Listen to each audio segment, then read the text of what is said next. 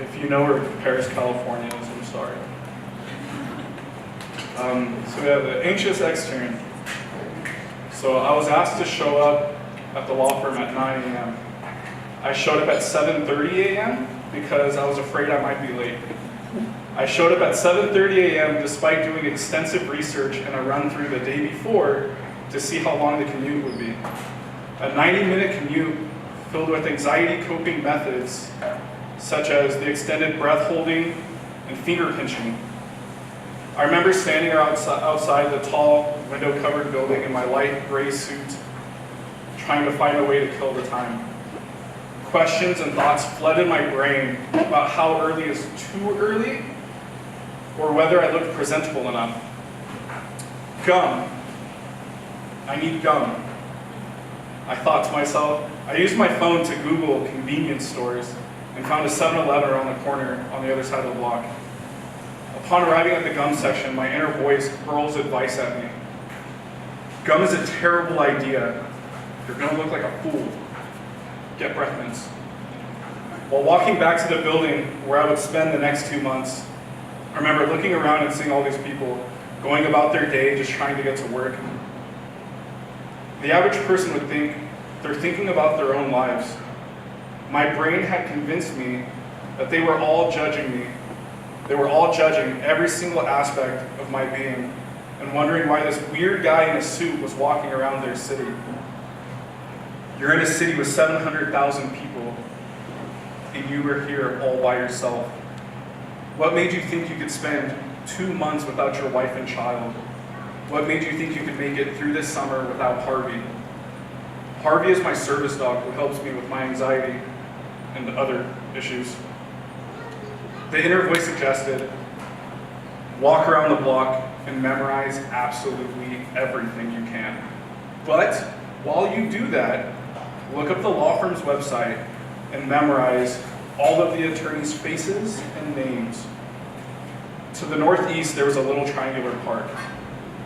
Dennis specializes in trademark and has long brown hair. To the north, there was a restaurant next to what I later learned was a gentleman's club. Mary went to school in Colorado, has glasses and red hair. To the west, there are more tall buildings with restaurants on the ground level. Robert is from Ireland, and he has the same last name as my supervising partner.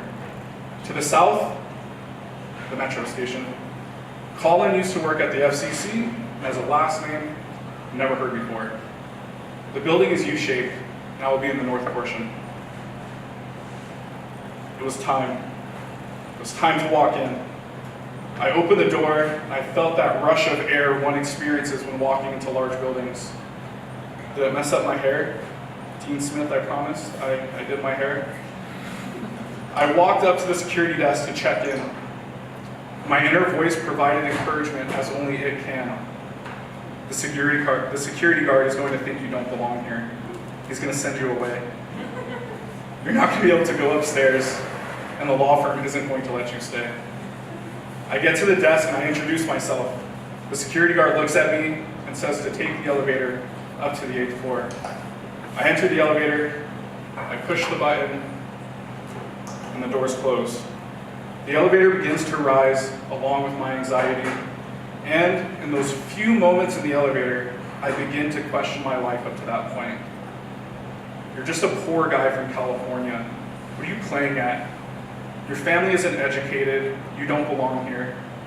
They're going to find out you have no clue what you're doing. They're going to kick you out of their office, and they're going to find a way to kick you out of law school. The elevator stops moving, and it makes that melodious ding, which indicates I'm about to step to my impending doom. That is my summer.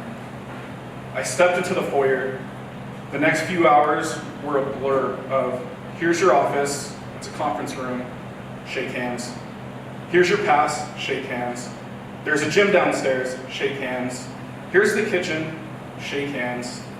Here's the IT group, shake hands. Here's your office again, and your supervisor will see you soon.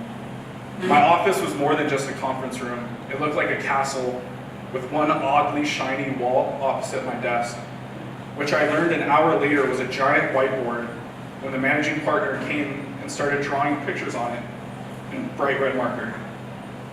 The first day was already flying by in a whirl of habitual finger pinching, frequent breath holding, consistent heart racing, and as always, the usual avoiding eye contact. The inner voice suggested not speaking as much as possible because if they don't hear you say something stupid, they might think you're not dumb. I'm sorry, Hudson, I didn't mean to say that word. Everything was going according to plan until a partner called me into her office for an assignment. While standing there, hastily taking notes and shakily answering questions, my nightmare became a reality. She looked at me and said, "Why are you nervous? Stop being nervous. If an attorney feels like they can't trust you, they're not going to give you anything to work on." This was it. This was the moment. My heart hit the emergency eject button right as my inner voice started questioning, "Is this death? Are you watching this occur? Or are you experiencing this happen? What do you say right now? Why are you looking around? How long have you been standing here? I think you should say something." After what felt like an eternity of badgering questions from my inner voice, I did the only thing that seemed plausible. I needed to let her know everything.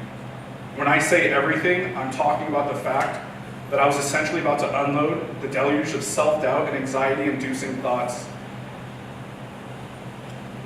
Thoughts that had been plaguing my mind since being accepted into law school.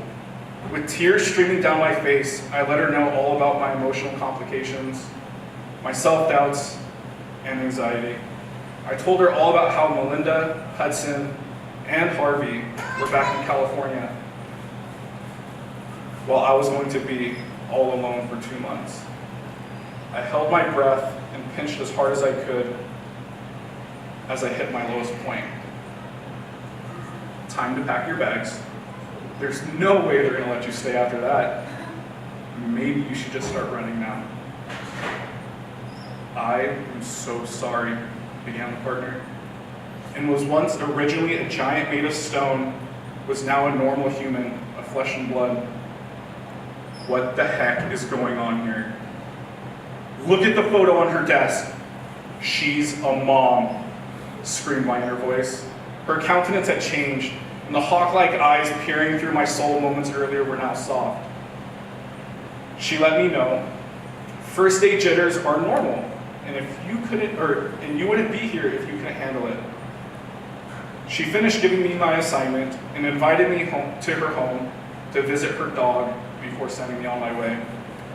As I walked back to my office, a wave of relief washed over me as I realized they're not just attorneys, they're real people. People with kids, dogs, and coworkers. And I'm a person with a kid and a dog and temporary coworkers. I got to my desk and started the computer. As I looked over at my assignment, I finally started breathing again.